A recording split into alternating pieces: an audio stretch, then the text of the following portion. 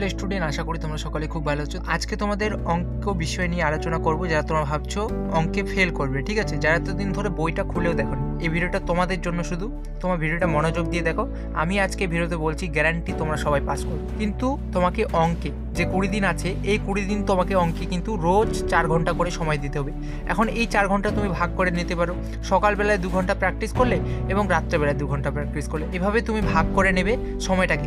যদি এটা কাজ করতে পারো তবেই তুমি কিন্তু পাস করবে, নয়তো কিন্তু করতে পারবে না, কারণ প্র্যাকটিস তো করতেই হবে। আমি যেগুলো বলবো, যে পদ্ধতিটা বলবো, তো ভিডিওটি খুবই গুরুত্বপূর্ণ হতে চলেছে। ভিডিওটি অবশ্যই কিন্তু দেখবে গুরুত্বপূর্ণ দিয়ে, এবং চ্যানেলে তোমরা যদি নতুন হয়ে থাকো তাহলে চ্যানেলটি অবশ্যই সাবস্ক্রাইব করে নেবে এবং পাশের অবনটি ক্লিক করে নেবে, যাতে পরবর্তীতে আমাদের সমস্ত গুরুত্বপূর্ণ ভিডিওগুলি সবার আগে তোমার কাছে পৌঁছে।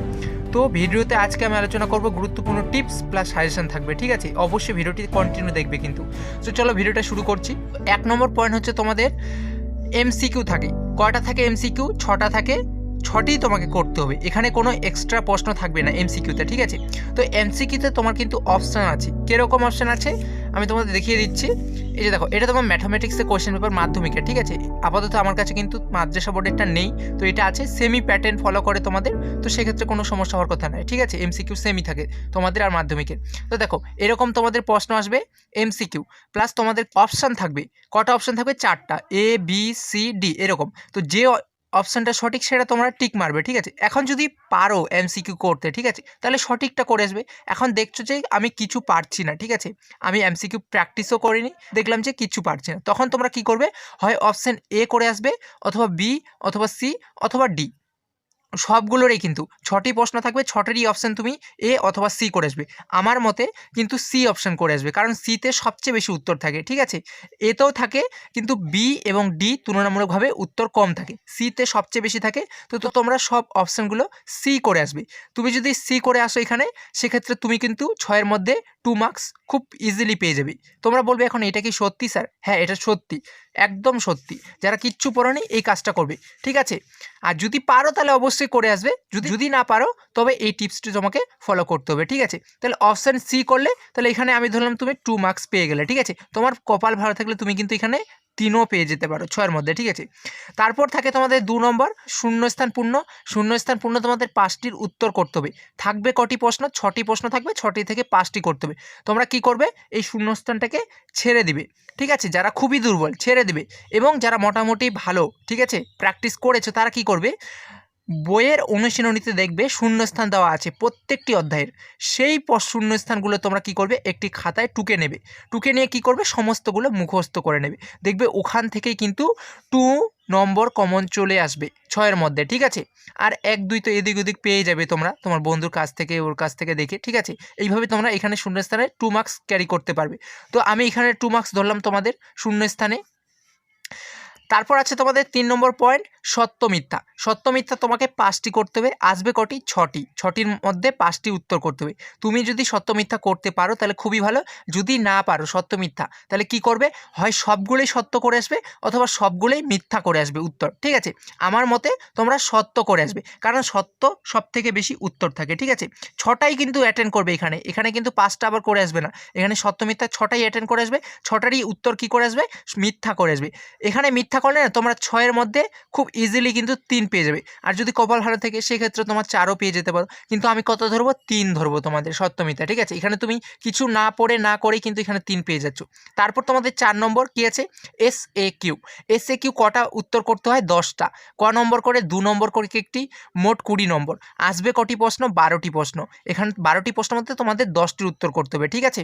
তো দেখো, তুমি যদি খুব দুর্বল হয়ে থাকো সেক্ষেত্রে এসএকিউ তুমি ছেড়ে দেবে, করবে না, ঠিক আছে। আর যদি পারো তাহলে অবশ্যই করবে। আর যারা মোটামুটি প্র্যাকটিস করেছো বছরের শুরু থেকে, তারা কি করবে? এখন তোমরা টেক্সট পেপার, পর্ষদের হাই মাদ্রাসা বোর্ডের টেক্সট পেপারটি খুব ভালো করে 5 থেকে 6টি সেটের এমসিকিউ সম্পূর্ণ সলভ করবে, এবং বইয়ের সমস্ত অনুশীলনীতে অধ্যায়ভিত্তিক যে এমসিকিউ এসিকিউ দেওয়া আছে সেগুলো খুব ভালো করে প্র্যাকটিস করো। প্লাস তোমরা করবে PYQ 5 বছরের প্রশ্নপত্র, শর্ট কোশ্চেন শুধু সলভ করবে। আর বড় কোশ্চেনের জন্য আমি যে অধ্যায়ভিত্তিক সাজেশন দিয়েছি সেইটা তোমরা প্র্যাকটিস করো। ওখান থেকে কিন্তু 100% গ্যারান্টি দিচ্ছি যে তোমরা কমন পেয়ে যাবে। তারপরের পয়েন্ট হচ্ছে পরিমিতি। পরিমিতিতে মোট তোমাদের 8 নম্বর আছে। 3টি প্রশ্ন আসবে, করতে হবে 2টি, এক একটির 4 করে মান, ঠিক আছে? 2টি করতে হবে, 3টির মধ্যে 8 নম্বর। তো পরিমিতি থেকে এখানে তোমরা খুব ইজিলি কমন পাবে। আজকে আমি পরিমিতি থেকে মাত্র 3টি অধ্যায়ের প্রশ্ন দাগিয়ে দেবো। এই 3টি অধ্যায়ে তোমরা খুব ভালো করে প্রশ্নগুলি করে যাও। 2টি অধ্যায় থেকে কিন্তু কোশ্চেন আসবেই। কোন 2টি অধ্যায় থেকে আসবে এখনই আমি আলোচনা করব, ঠিক আছে? আর যারা খুব ভালো রেজাল্ট করতে চাও তারা কিন্তু অবশ্যই প্রত্যেকটি অধ্যায়ের গুরুত্বপূর্ণ প্রশ্নগুলি সলভ করবে খুব মন দিয়ে, মনোযোগ দিয়ে। আমি কিন্তু অধ্যায় ভিত্তিক আলোচনা করেছি, তোমরা প্লে লিস্টে গিয়ে ভিডিওগুলো চেক করে নাও, ঠিক আছে? তো দেখো পরিমিতি থেকে তোমাদের কোন প্রশ্নগুলো প্র্যাকটিস করতে হবে আমি বলে দিচ্ছি। তো পরিমিতিতে মোট তোমাদের কিন্তু 5টি অধ্যায় আছে, আমি 3টি অধ্যায়ের প্রশ্ন আলোচনা করব।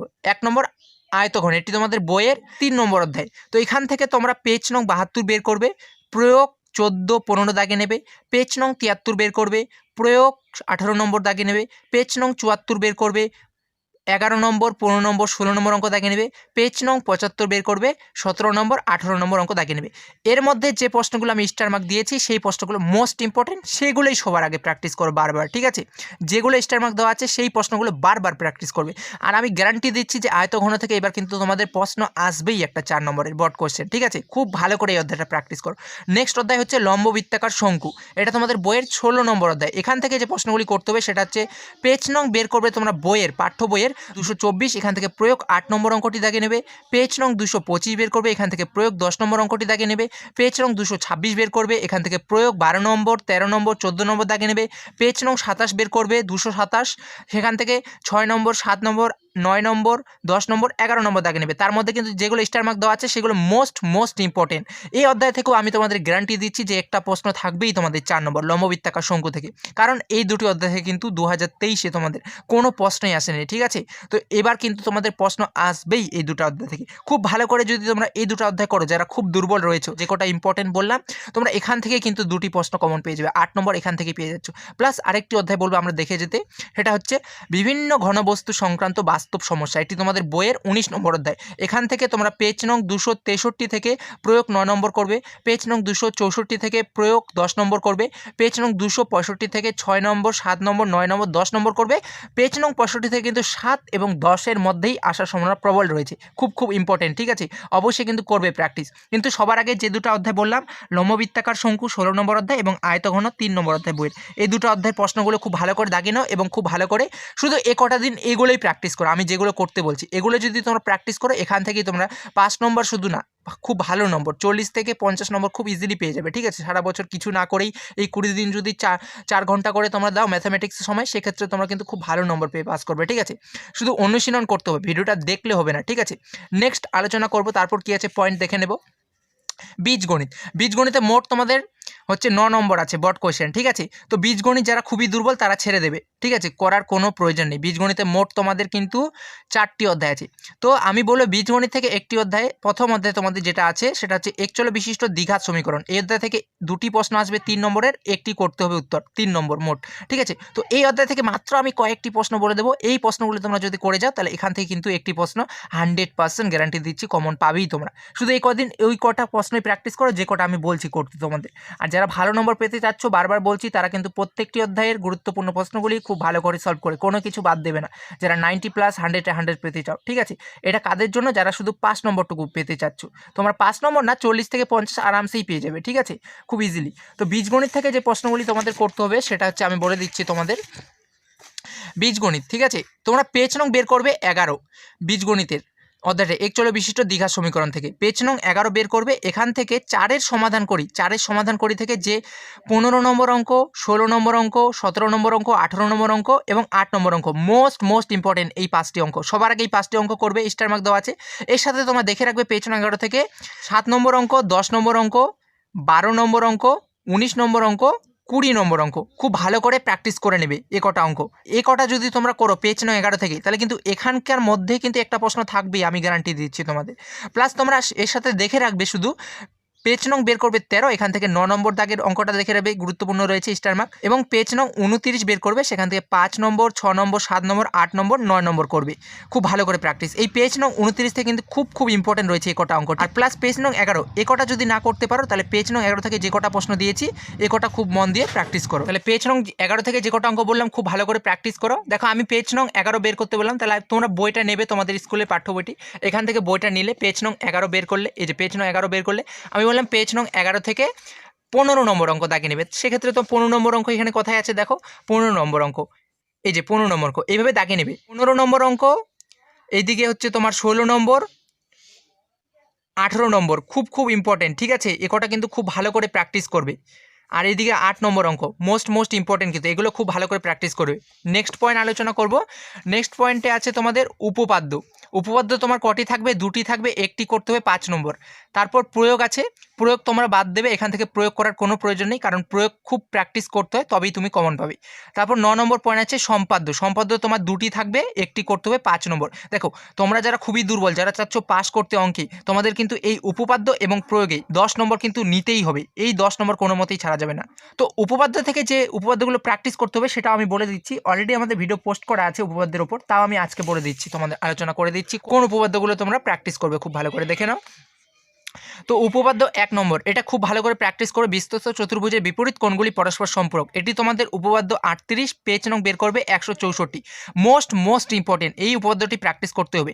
নেক্সট উপপাদ্য প্র্যাকটিস করবে উপপাদ্য 41, পেজ নং 211। এই উপপাদ্যটি মোস্ট ইম্পর্টেন্ট। এই দুটি উপপাদ্য প্রায় 90% কিন্তু কমনযোগ্য, ঠিক আছে? এই দুটির মধ্যেই আশা করছি আসবে, কিন্তু এর সাথেও তোমরা কয়েকটি করে রাখবে, কারণ রিস্ক নেওয়া যাবে না, কারণ সেক্ষেত্রে তোমরা কিন্তু সারা বছর কিছু প্র্যাকটিস করোনি।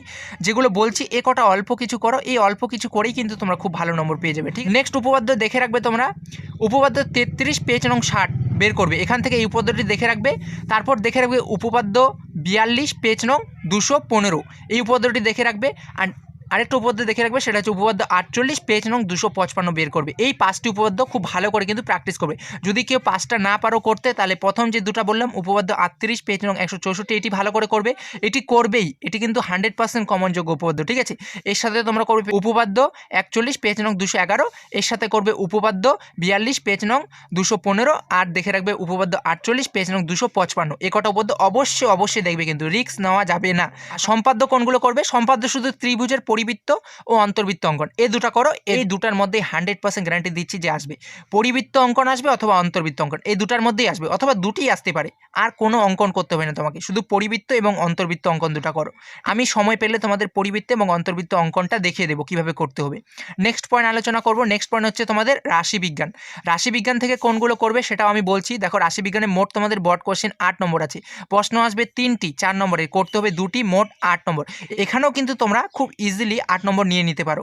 রাশিবিজ্ঞান থেকে তোমার সংখ্যাগুরু মান, এইটা আসবেই তোমার, সংখ্যাগুরু মান বের করা, ঠিক আছে? সংখ্যাগুরু মান নির্ণয় করা 100% একটি প্রশ্ন থাকবে এখান থেকে, কারণ 2023-এ কিন্তু সংখ্যাগুরু মান নির্ণয় আসেনি।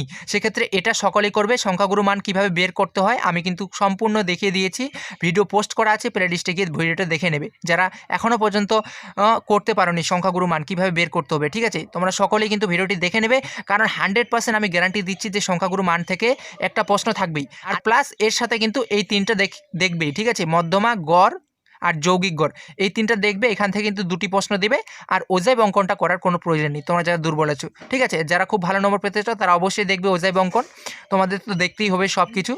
আর তোমাদের আরেকটা বলে রাখি, তোমাদের কিন্তু ম্যাথামেটিক্সে 5 নম্বর হচ্ছে 25, ঠিক আছে? এই 25-এর মধ্যে কিন্তু তোমাদের 10 নম্বর প্রজেক্টেই থাকে, আর তোমাদের রিটেন এক্সামে কিন্তু 15 পেতে হয়, ঠিক আছে? এই 15 কিন্তু এখানে দেখো আমি তোমাদের হিসাব করে দেখিয়ে দিচ্ছি। তোমার এমসিকিউতে তোমার 2 ধরলাম, তারপরে শূন্যস্থান পূর্ণতে আমি 2 ধরলাম, সত্য মিথ্যাতে আমি 3 ধরলাম, তুমি পরিমিতি থেকে 8 নম্বর পাচ্ছ, তারপর বীজগণিত থেকে তুমি 3 পাচ্ছ, উপপাদ্য থেকে তুমি 5 পাচ্ছ, সম্পাদ্য থেকে তুমি 5 পাচ্ছ, এবং রাশিবিজ্ঞান থেকে 8 ধরলাম না, আমি ধরলাম 4, কারণ সংখ্যাগুরু মান একটা কমন পাচ্ছই তুমি 100%। তাহলে এখানে কত হয়ে গেল দেখো মোট, তাহলে এখানে মোট যোগ করলে কত হয়ে যাচ্ছে? এখানে তোমার 31 হয়ে যাচ্ছে। আর তোমার প্রজেক্ট থাকে 10, মিনিমাম তো 8 দিবেই সকলকে, প্লাস 10 বেশিরভাগ দেয়, ঠিক আছে? আমি 10ই ধরলাম, তো এখানে 10 ধরলে এখানে কত হয়ে যাচ্ছে? 41 হয়ে যাচ্ছে। তো তোমরা 41 পেয়ে যাচ্ছ। আর 5 নম্বর তোমাদের কত? 25। তাহলে তোমরা 25 কোথায় আর 41 কোথায়? দেখো কিছু না করেই কিন্তু এই 20 দিন যদি তোমরা 4 ঘন্টা করে সময় দাও অঙ্কে, সেক্ষেত্রে তোমরা 41 পেয়ে যাচ্ছ। তাহলে এটা এতটুক তো তোমাদের করতে হবে পাস করতে গেলে, না? এইটুক করো, আমি গ্যারান্টি দিচ্ছি তোমরা পাস করবেই। তো দেখা হচ্ছে কোনো নেক্সট ভিডিওতে। সবাই ভালো থেকো, সুস্থ থেকো, বেস্ট অফ লাক।